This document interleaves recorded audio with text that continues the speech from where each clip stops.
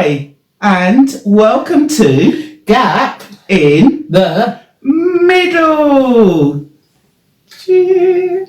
Yes, we're treating ourselves today. Yeah, and I've just spilt it all over me, but there you go. Because if we're going to die, we might as well die happy. Oh yes, apparently there's a war going on somewhere. Yeah, well, I think it's been going on everywhere. Like some people say that World War III has been happening and we're just not aware of it. Oh gosh, I'm in that really, really lucky position in life where I don't give a fuck. I don't. Cheers! Gap in the middle. Alice, what is your gripe of the week? Vet's fees. Oh. So I've got a cat. Now, I could use a word for my cat because I don't know who the cat's father is, so there go, they are one. But, for years, my cat's never been to the vet, yeah? Like, the last time she went to the vet, I've forgotten what happened, because that's the last time she went to the vet.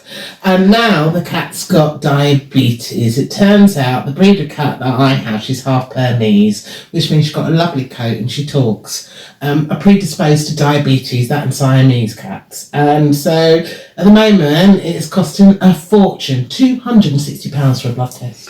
I know, shocking. Yeah. Shocking. And then you go along, £90 for 15 minutes for a consultation. Oh, my one's £55 and the vet picked up the cat, squeezed its stomach, checked its mouth and said, yeah, she looks fine. And I thought, wow, I could have told you maybe you could squeeze my stomach and tell me if I'm okay. Yeah.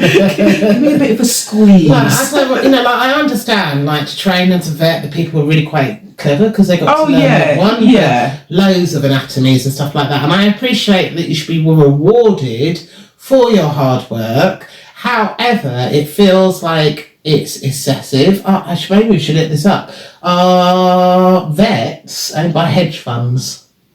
I don't think they're owned by hedge funds, are they? Well, it would make sense, wouldn't it? That's why they're so astronomical. We're kind of just trapped. So hey, Siri.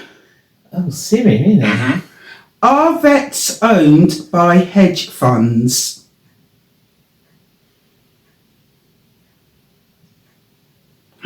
Six companies own 60% of UK vets. Well, there we go. There we go. Makes sense. Thank you, Siri. So the vet that I go to... Bye-bye. That's just weird. But the vets that I go to was originally an independent vet, and I was really happy with my vet that I had in the area before. But everybody in the park talked about this vet. So we've gone to this vet, and now she's sold out. And she's part of a group, and it's just so expensive. And let's just put it this way: with their diabetic, we can take a break if you want to cool down. No, I'm gonna stay hot like this until probably I'm 90. Maybe we should open the window a little bit if you want a bit of fresh air. Oh no, I'm cool. Okay. I don't know where I was, but I'm so sorry. Cheers. It's something everybody's got to look forward to is when their mother or their partner hits menopause. Menopause, that bus is gone. I'm on the other side of menopause. Oh, is it official then? They're just hot? It is. Cheers. Carry on being hot, my friend. I'm just hot. She's just hot. Hot. Yeah, so the vet. Yeah, so she's sold out the vet to a group. So it means that when I go to the vet, I see different vets and I get conflicting advice. That was it. I was going to tell you about the shark spin. So now my cat is diabetic. She has to be injected twice a day, which is really good fun. I'm rubbish at it and everybody else is great at it. And it's true, actually. I'm really bad at it, so don't let me do it. So the shark spin costs £7.50. Mm-hmm. So it's only a little one. So it only took enough needles for 2 weeks. I went to the vets again and goes, well, how much is the next size up? And it turns out I can get a 3 litre for 14 quid, which is massive. Mm. But I was like, well, that's far more cost effective. Yeah. Which I think, obviously. Can't you just? I suppose you can't put them in a bin, can you? You can't do anything with them. Shark spin, no, because you got to your needles, because you got your needles. Oh. Yeah, and then doing glucose tests, that's really fun as well, where you got to jump a cat, squeeze out blood, do this. Honestly, the things you do for love. That's the end of the gripe of my week. But I'm going to find an independent. The vet that I used to go to is one of the only independent vets in the area, so I'm going back to them. To be quite honest, I would have got a new cat. Well, yeah, I was considering it. I did have a conversation with my friend about it, and she's like, how many good days is your cat having? And I was like, she's having great days every day because she's with me. Yeah, of course. Yeah. Of course. Yeah, she's having a lovely life. Yeah. You know, like, we changed her food, she's eating raw food, which is really interesting, you know, a bit of mince. Raw mince? Yeah, raw food. Can cats eat raw mince? Yeah, do you know what? It's better for their health because, like, the dried food is full of carbohydrates. So you want to have more protein-rich food, and that's what makes their teeth go khaki, is all the carbohydrates and the shit. With raw meat, they're pretty much, they're pretty much getting closer to what they would have in a natural diet. Okay. You get it, you put it in the freezer, get it out the freezer, defrost it, slaps that. She loves it.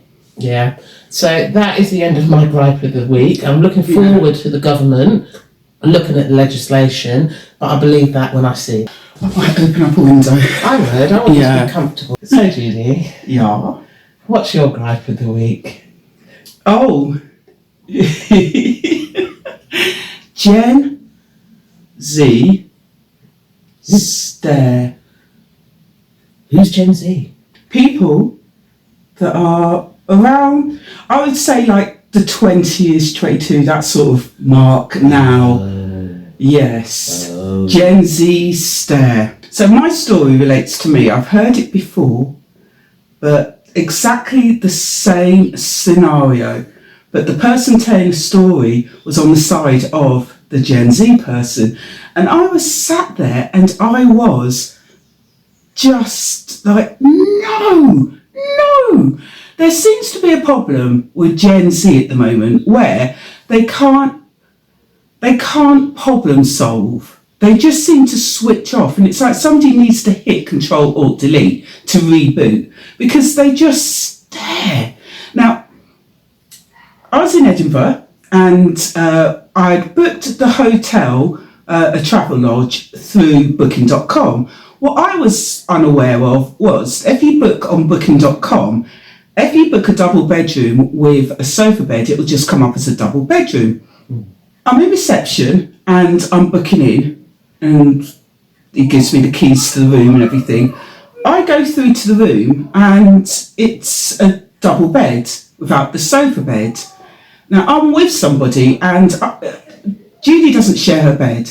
Judy does not share her bed. Two things I don't share, my bed and my chocolate. And I go through to reception again and I go, hi, sorry, but the room that we booked on Booking.com, it was a double bed and a sofa bed. And the guy said, oh yeah, you booked it through Booking.com. That means it doesn't actually show us what room you booked, it just shows us as a double room. I'm like, okay, so you've explained the reason why it happened. I'm not hearing a solution here. So I said, okay, so what do I do then? And he says, well, the booking has come through as a double room. And I go, well, can I have the room with the sofa bed, the same one that I booked?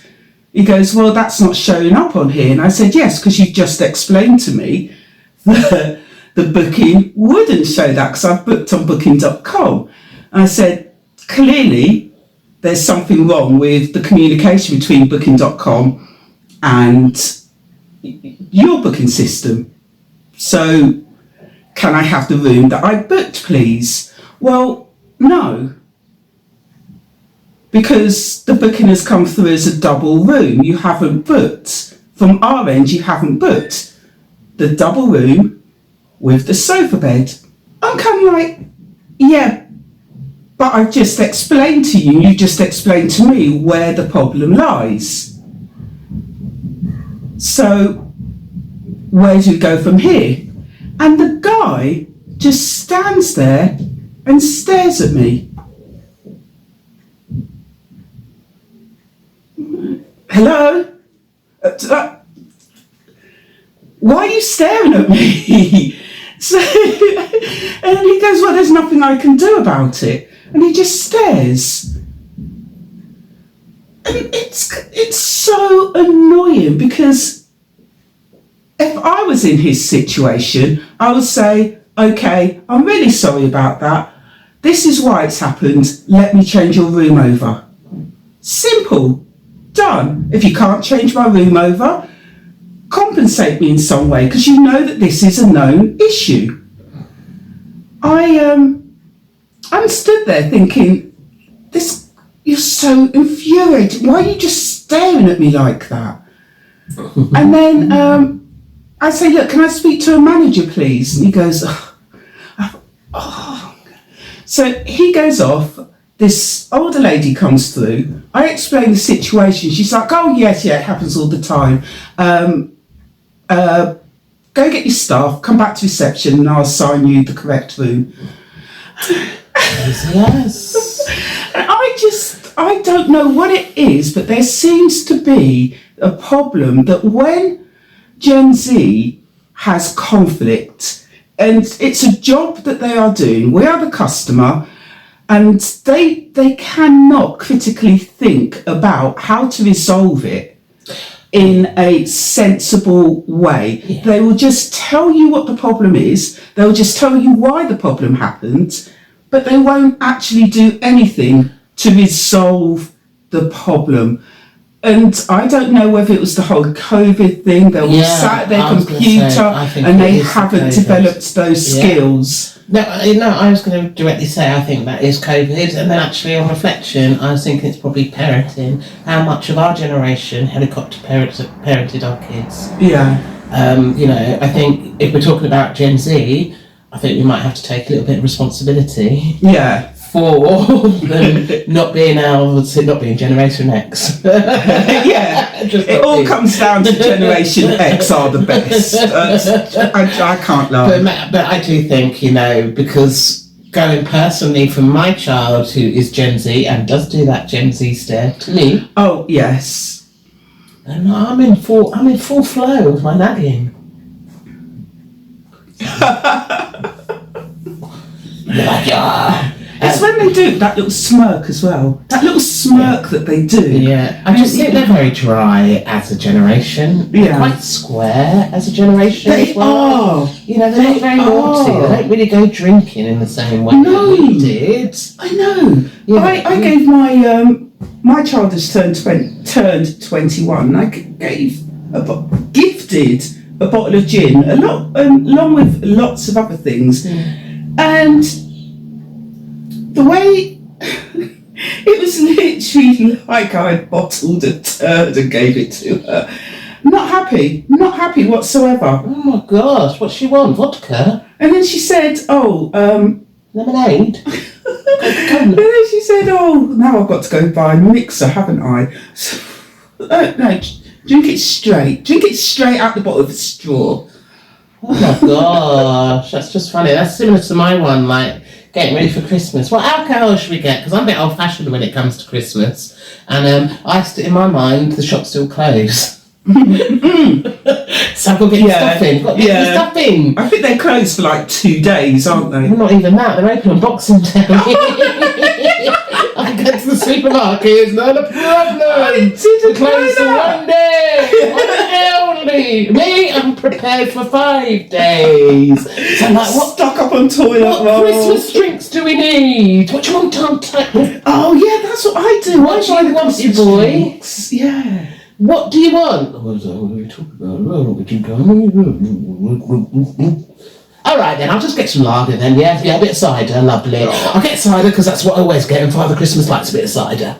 We get Prosecco. Oh, I get that too. Oh, and Lidl champagne. Oh, yeah, I always get Baileys. Oh, Baileys, I get port. Oh, yes, got to get port. See, obviously everything's just going to close, and you've got to have your port to go with your Stilton. Yeah. Get your cheese board. Anyway, we won't talk about Christmas, the Gripe of Generation Z. Hey, I don't know. One day they'll get over their stare. Maybe they'll meet an equivalent person with that stare. And they go, that stare I recognise and I love that stare. And they just look at each other with their stares. No communication had here. No communication. Do you think when I was in when I lived in Luton, me and this girl, we could have a whole conversation going, do you know what I mean? Do you know what I mean? You know what I mean? Do you know what I mean? You know what I mean? A whole conversation on that. So maybe that's the equivalent of the Gen Z stare. Maybe when two Gen Zs meet and they're having conflict, they don't fight it over, they just stare at one another. That's how they do conflict now. Yeah, it's an interesting one. Oh well, good luck, Generation Z. Yeah, good luck. Z. So, that was our gripe of the week. I think you're kind of noticing that Judy has bigger gripes than me. Mm-hmm. Yeah, it's like a monologue. Like a monologue. She always gets involved with my gripes. Me? Yes, I know I am more polite. Anyway, move. Oh, you're still in the room. Oh, look at you, Generation Z and me. Anyway. What are we talking about today, Judy? Oh, I'm glad you asked. Single parenting. Single parenting? Yeah. I think we're both single parents. Yeah. And we have been for quite a long while. That's how we met. Yeah. Because we both had children. We went to a children's group and we became friends, and that was a very long time ago. Yeah, a long time ago. I've been trying to get rid of her ever since. That's what she thinks. Like she needs me. She needs me. Anyway. So, yeah, single parenting. I liked being a single parent, if I'm honest. So did I. Because actually, what I see with a lot of parents who do it together is they missed a critical conversation. What conversation is that? How to parent. And so actually it generates a lot of conflict, and people often have different angles, and sometimes they're really not singing on the same hymn sheet. I don't have that issue. It's my way. Or the highway. Yeah, and yeah. My child is scared of the highway because he's Generation Z. They just stare. Yeah, they wait for the green man. Yeah. So the green man? Or the green person. Oh, crossing the road. Crossing the road. They're good people. Yeah, they follow the rules. That's what you're trying to say. He really hates it. Like when I just cross. It's like, what are you doing? Gosh. Do you know what, my daughter? If we're in the supermarket and she can't find something, I ask, "Why are you doing that? Don't ask." Oh. That's what they're there for. That's it's kind of like what is wrong with that? Anyway, it's just really easy to embarrass your children. It would seem, just breathe in. Really, generally, 100%. Just breathe wrong, and off they go with their. So one of the things that I wanted to talk about with single parenting is the fact that single mums are, first of all, viewed differently than single dads. Yeah. And single mums are just vilified. Yeah. So, can I jump in it? Like, I only really have one point, and everything else would just be general points that sparked off.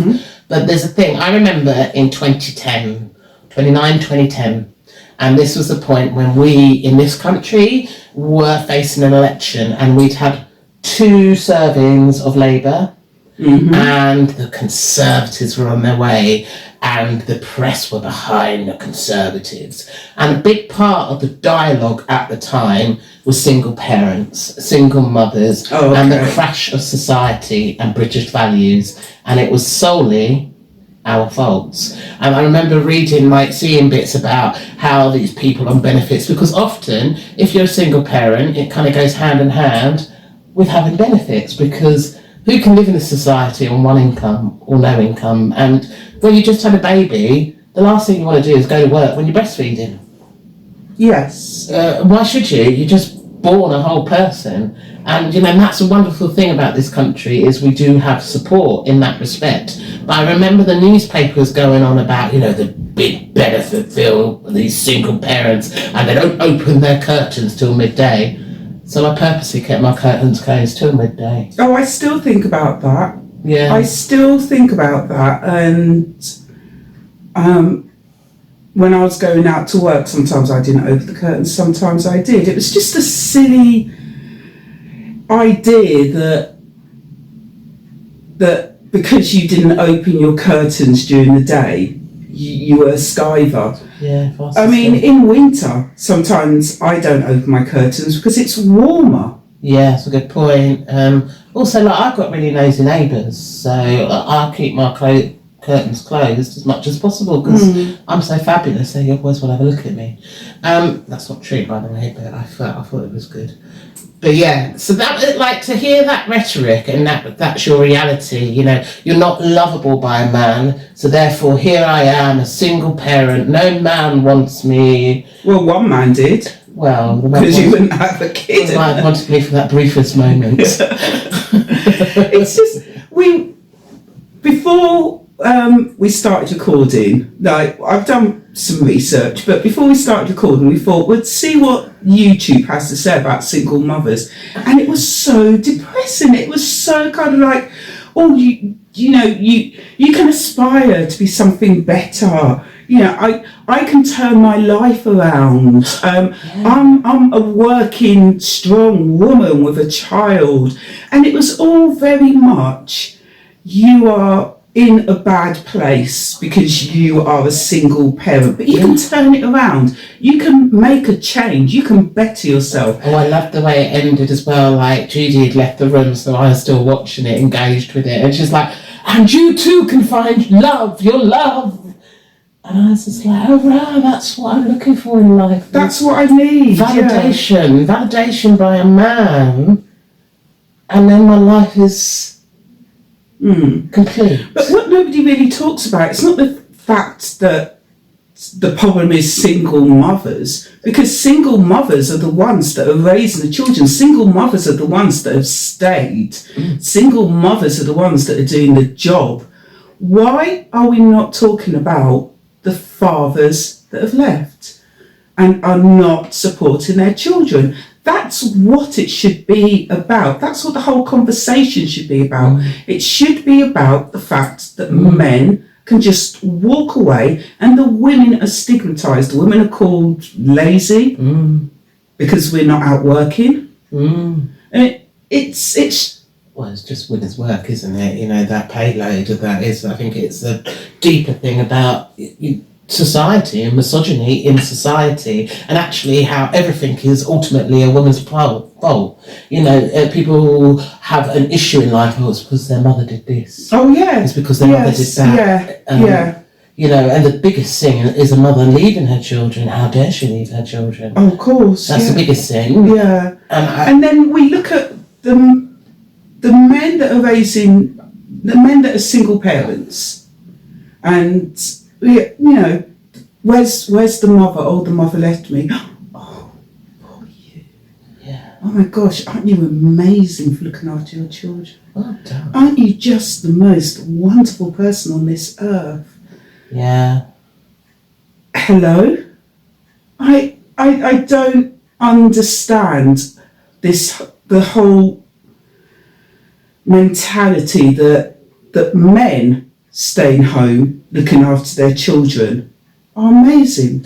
Women staying home looking after their children are lazy. Yes. See women just throwing their fanny around, impregnated all the time. And I'll tell you what else makes me really cross, or just generally, right? So we're living in an ageing population, Why are they making it so difficult for us to raise our children? Because our children are needed if we're living in an ageing population. Yeah, but it's the same people that are going single mothers, the same people that are going immigration. So so you don't want women to have children. But they do. You don't want women to have children if they're not married. If they are married and then the husband leaves them, then we're stigmatised. Yeah.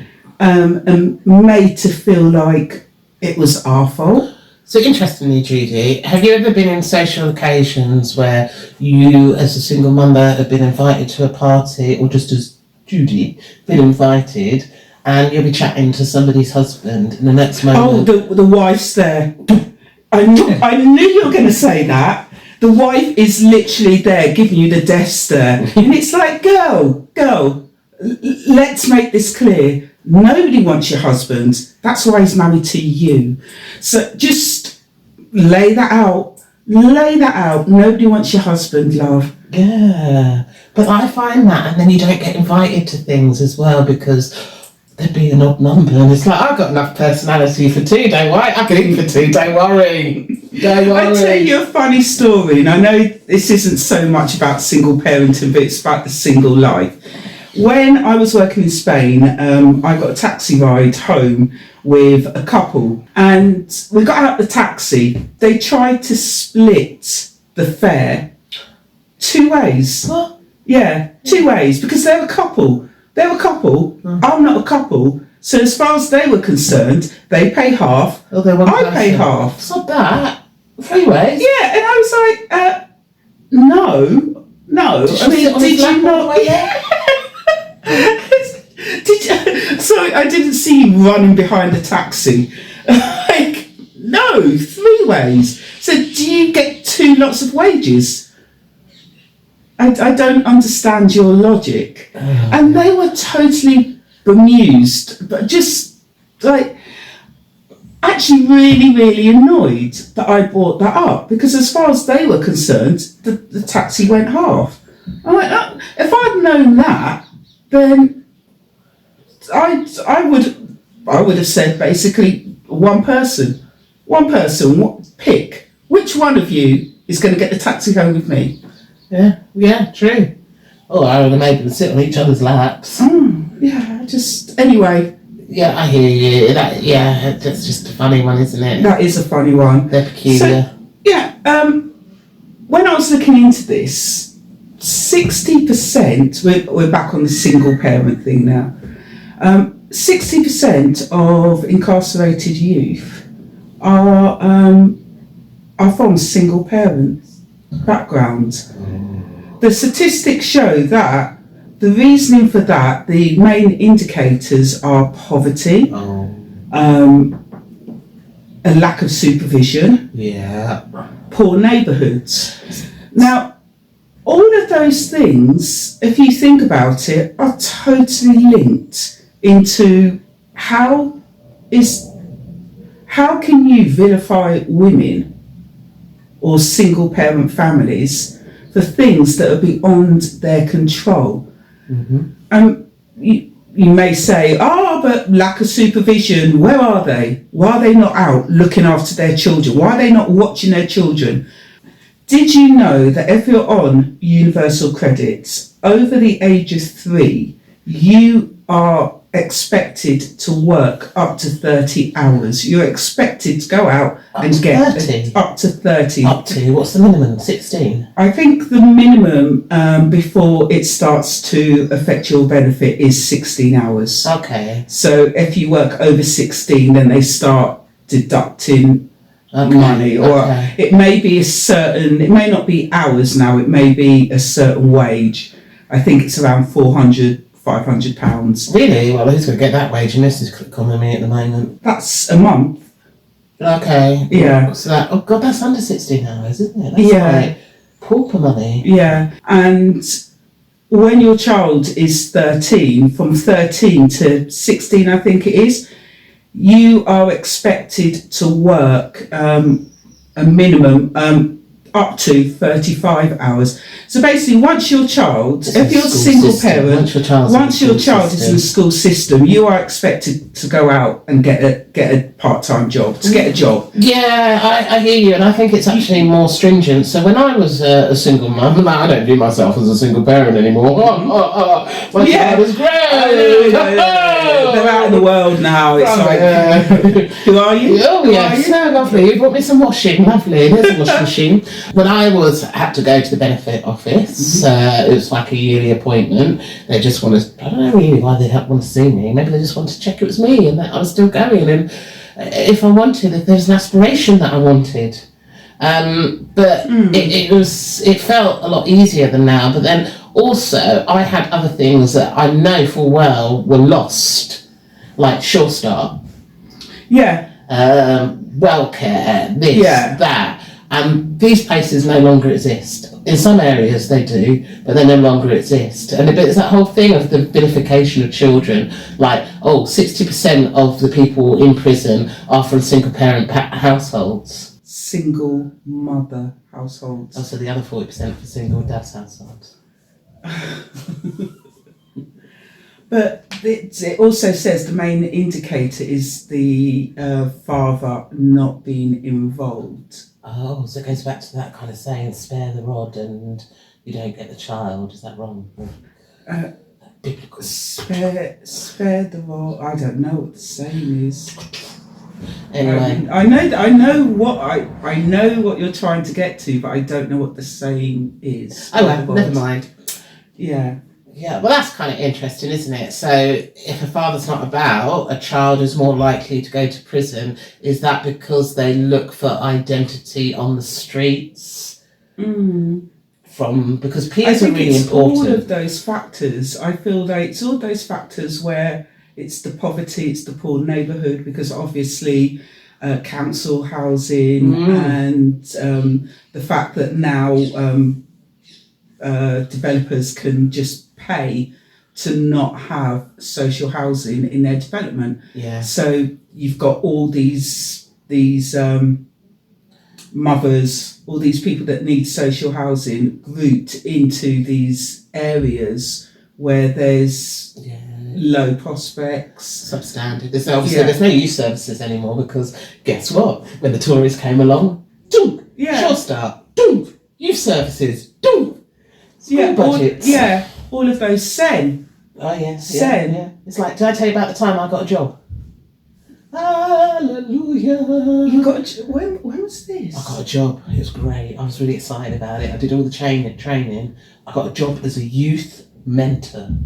And I was going to have a little mentoree once a week, meet up with them. Somebody had a little budget.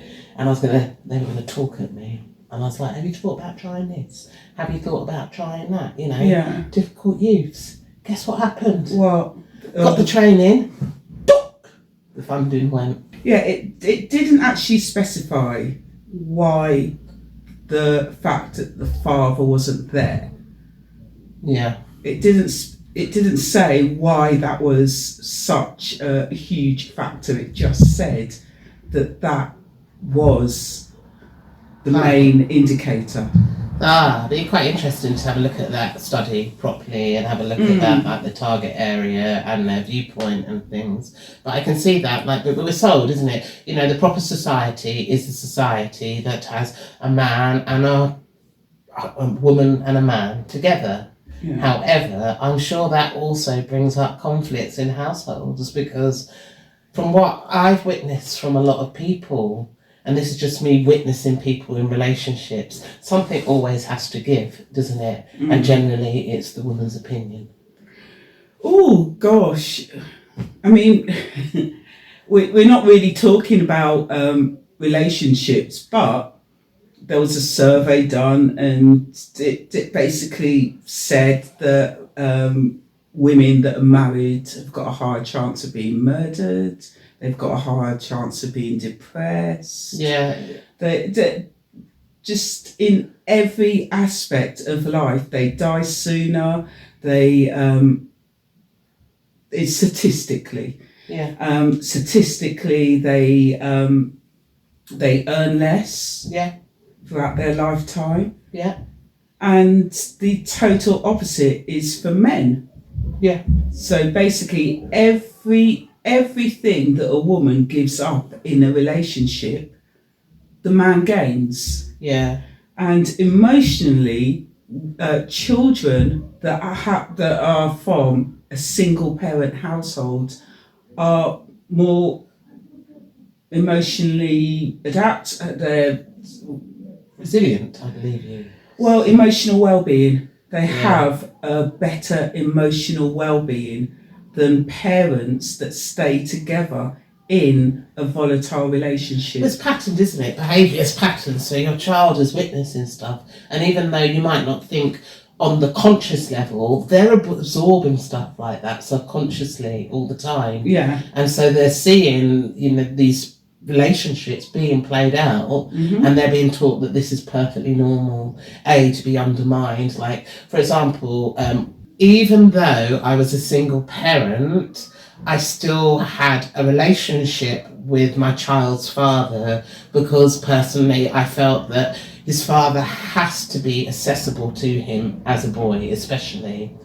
And it used to upset me to hear the way his father used to interact with his mother and be subconscious, he'd be like muttering like stuff.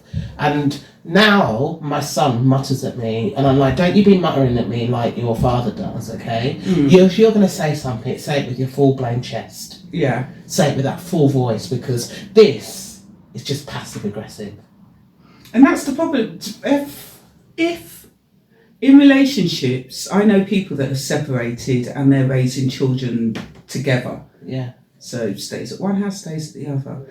I know that the father speaks badly of the mother Yeah. when the children stay with him. And I'm just glad in a way that I never had that I never had to deal with that. I never had to deal with another person raising my child and giving them toxic traits. Yeah. And I feel like I've raised the person that they are, and they're pretty amazing. Oh yeah. They're just a wonderful child. And I think, that was all me. I never had to untrain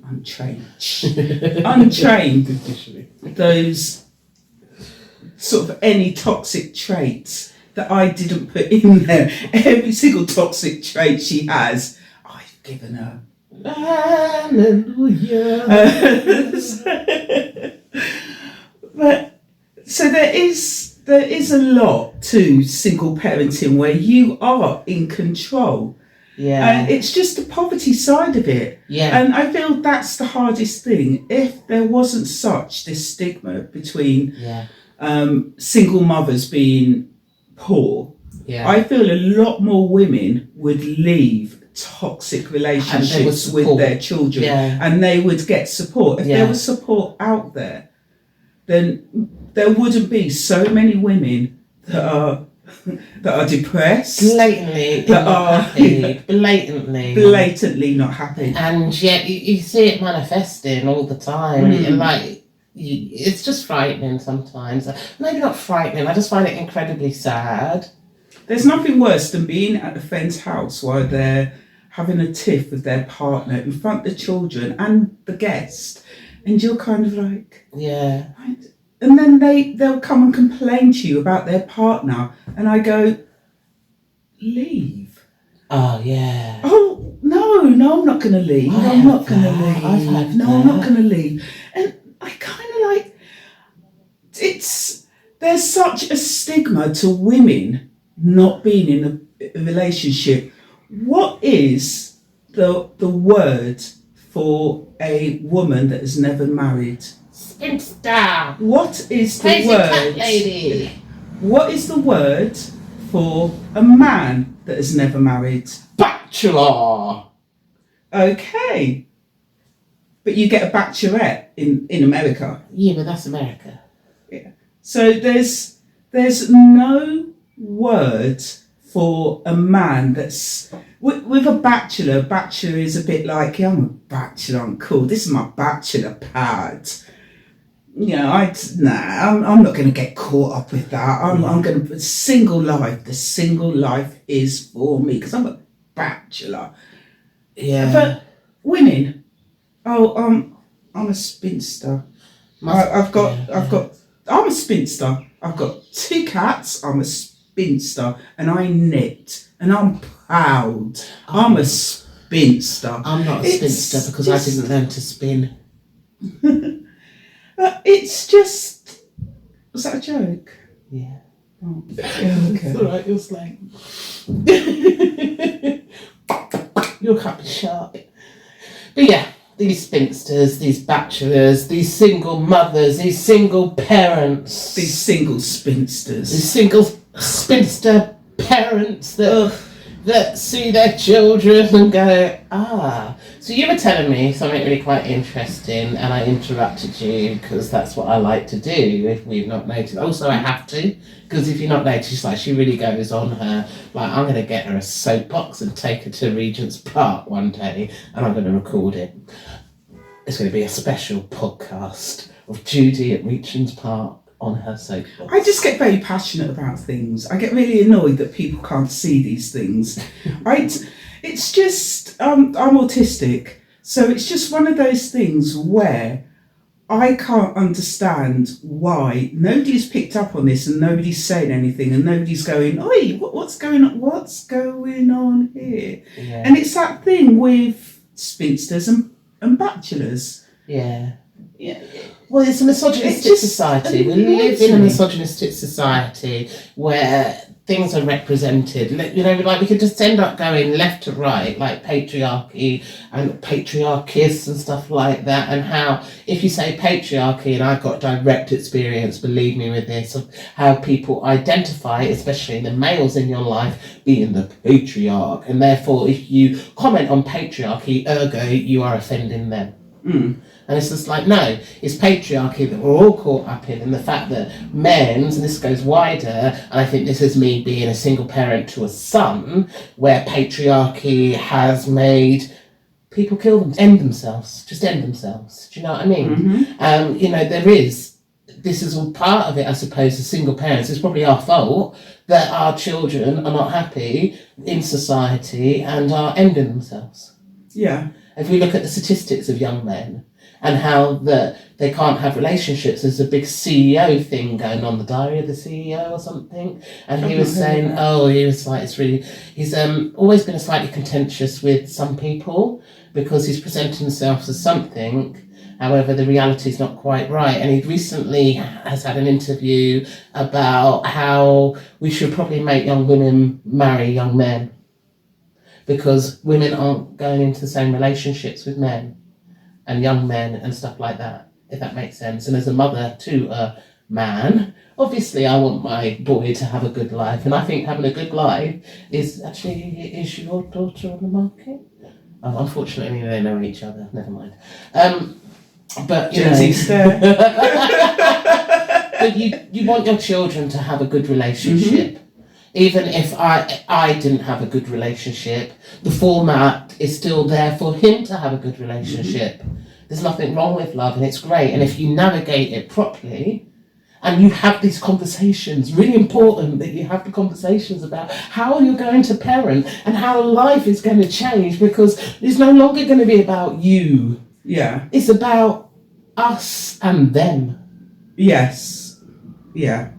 And everything's so romanticised, isn't it? When, like, we look at TV and things, it's like, oh, and this is going to be... But the reality is not. It's a grind. Especially, like, being a single parent as well. It's a grind. Day in, day out. There is nobody there to take over the grind from you. Mm. I think a lot of the situation, I was always in a better position than Judy because I moved home. I went home to mum. Yeah.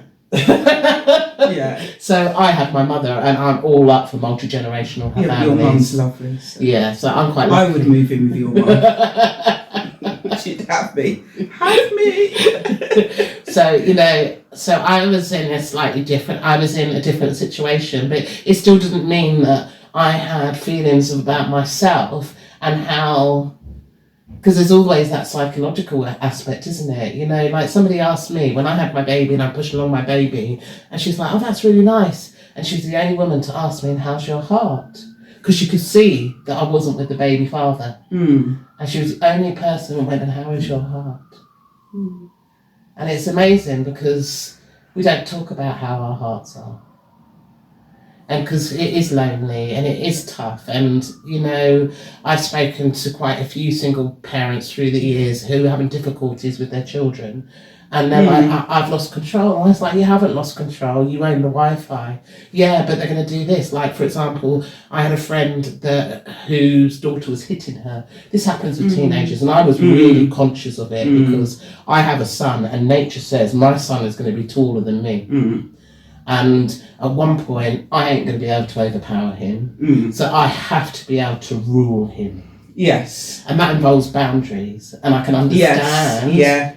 Yeah. Women in poverty having to be out at work, it's really hard to keep those boundaries. Yeah. You've got to be so tough and so consistent. Yes. And if you're tired, how then do you get those, you know, the boundaries will fold. And then teenagers want to push against these boundaries. They want to. And if the gap opens and they go through, then they've got to find new boundaries to push again. And eventually that would explain why 60% are from single parent households.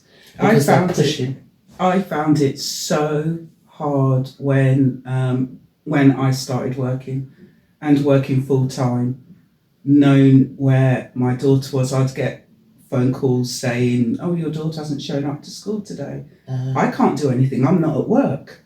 Yeah. So there was that time where I know for a fact that if I did have a partner and the partner was providing for me, I could have stayed at home and done better at raising my child. I could have done those things like when she was younger. I could have gone to all the play groups with her. I could have had, you know, coffee with friends, and it was just so hard. It was such a struggle. But I had to find cheaper things to do, and I had to get my support from my family, and I had to get my support from my friends. And it wasn't the same support as in with your partner, you're in a team, you know, you just, I wouldn't know what is involved with a partner when you're raising a child. From what my friends have told me, it's a whole load of grief. I feel like there's a lot of undermining goes on when you've got a partner with a child, which goes back to our original thing. Yeah. I said that you don't have anyone to have any conflict with. This is my way or the highway. Yeah. So I've found it very, very hard as a single parent to raise my child and have that balance between working and being a mother, because you are both. You are everything. You are the house, the breadwinner. You are the breadwinner, and you are the mother. You are the parent. Whereas if there's a partner around, then hopefully, unless they are a waste of space, they can take on the breadwinning part of that side. So then you can focus on being the parent. I want to be able to provide for my child. I don't want to just survive. Exactly, and I think that's the crux of it, isn't it? Is that you generally end up surviving, and you know you made a good life suddenly when you've secured a man, and you're no longer surviving because suddenly you've got two incomes. Exactly. You know, and it's a strange thing. So I'm on a slightly different spectrum again to Judy, because I stayed at home with mum, and then I got myself a little boyfriend. Although he's not a boy, he's a man. But hold on one moment. Get the Prosecco. So I've got a slightly different position to her, where her being the cat's mother, her,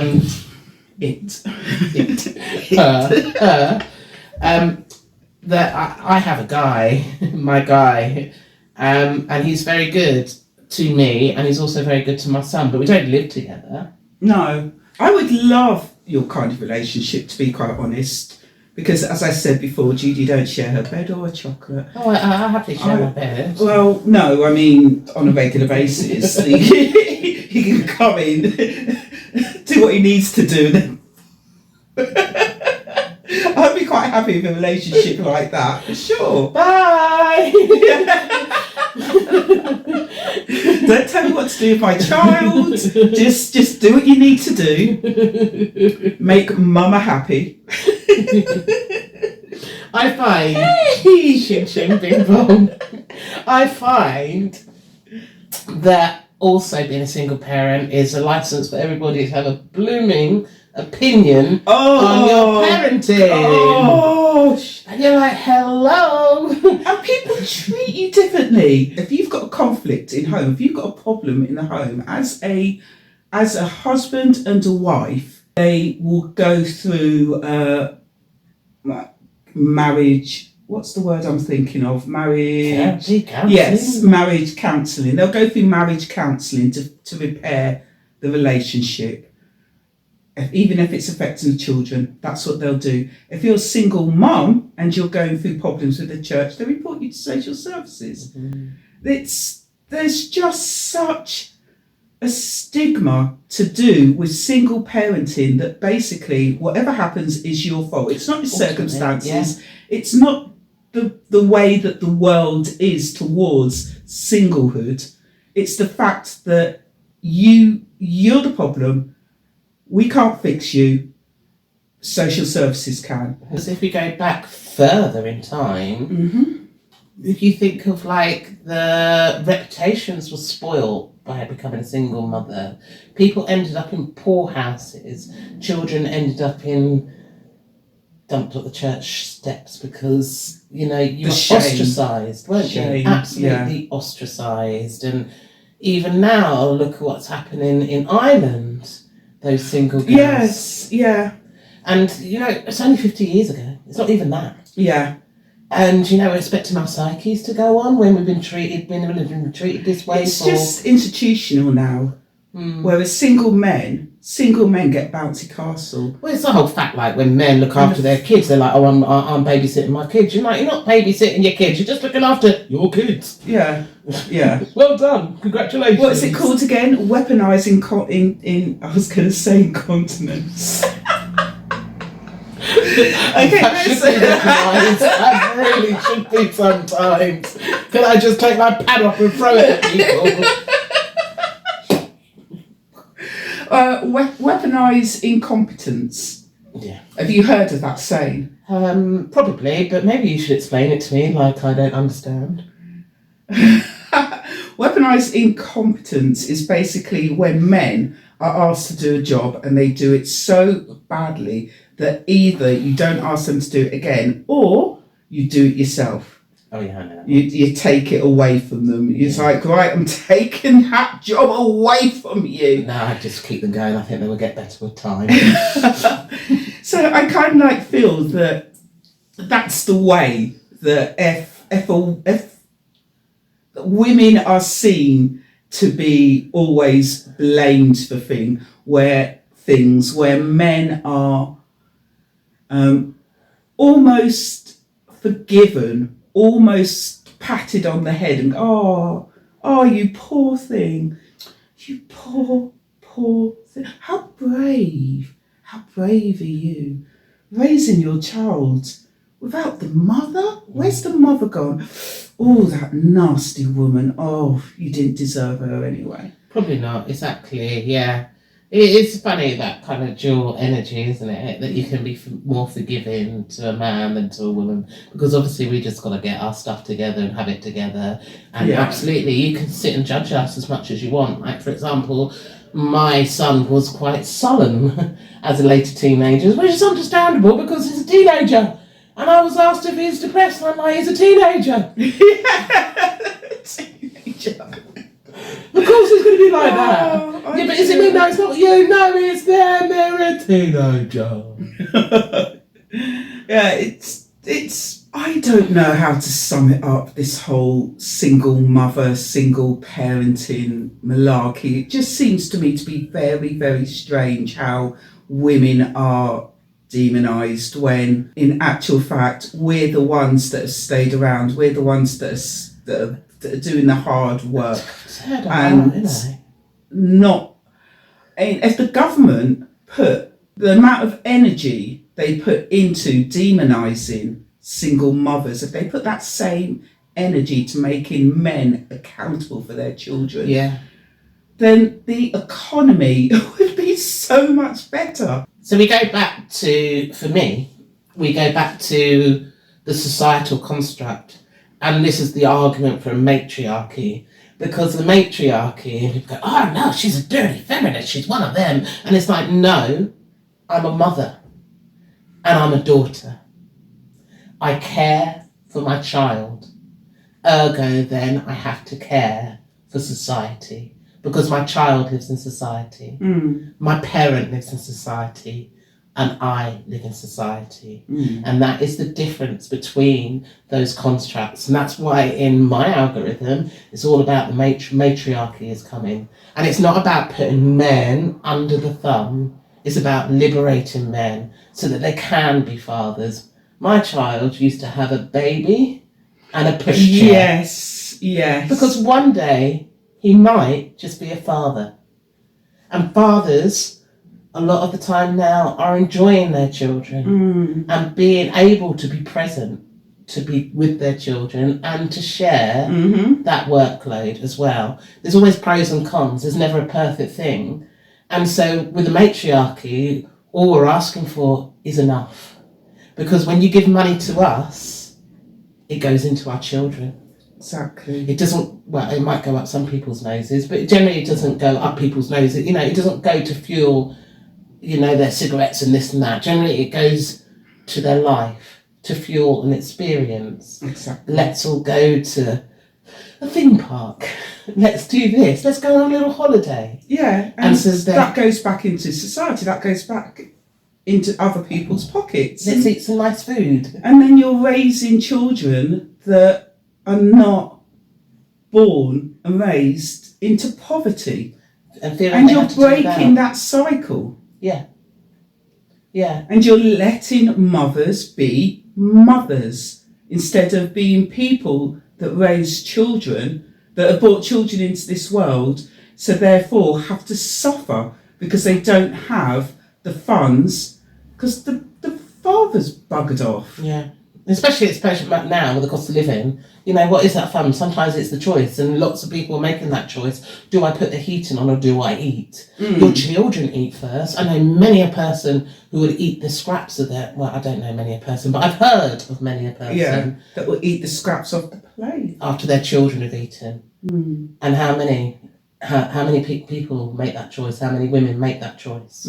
Time and time again. How many do without time and again? I'll make do. I'll just make do. Demonising women. Women, you horrible, horrible species. How dare you have children? How dare you not have a man that loves you and can keep you? Shame on you. Shame on you. The shame.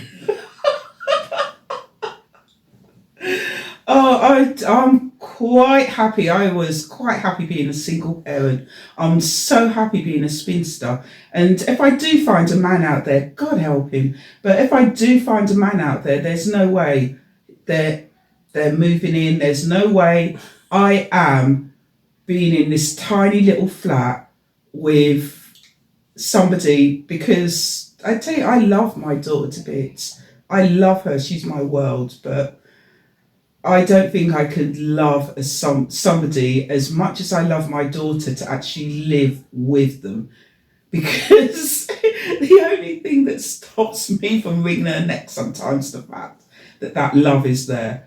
Oh yes, you do have to have that saying, with love, a lot of the time when you're parenting your child. Yes, with love. With love. With love.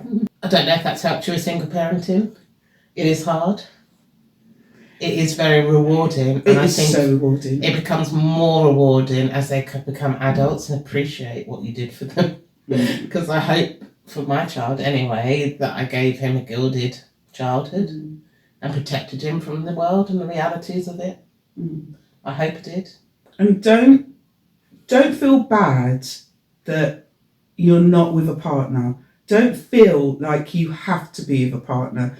If you're doing what you're doing and you're enjoying being a parent with your child, raising your child, and you're a single mum, you don't need to get a man to be worthy. You are doing an amazing job. You are brilliant, because we've been through it. We've both been through it. I'm so happy that I got to experience being a mum with my daughter and raising her. My rules, my way, just my life. Yeah. And if you're in a relationship and you're having a bad time and you're thinking about whether you can do it, By Jove, you can. you can do it. You Honestly, you can. Might be tough to begin with. Yeah, it's going to be hard. Stronger. It's going to be hard, but it's going to be hard on you, but it's going to be better for your child. It reminds me of some advice I got a long time ago. Subscribe. Like, oh, did I leave you hanging? Okay. And that was Gap in the middle. Feel by Prosecco. Ooh. Chin chin. Bing bong.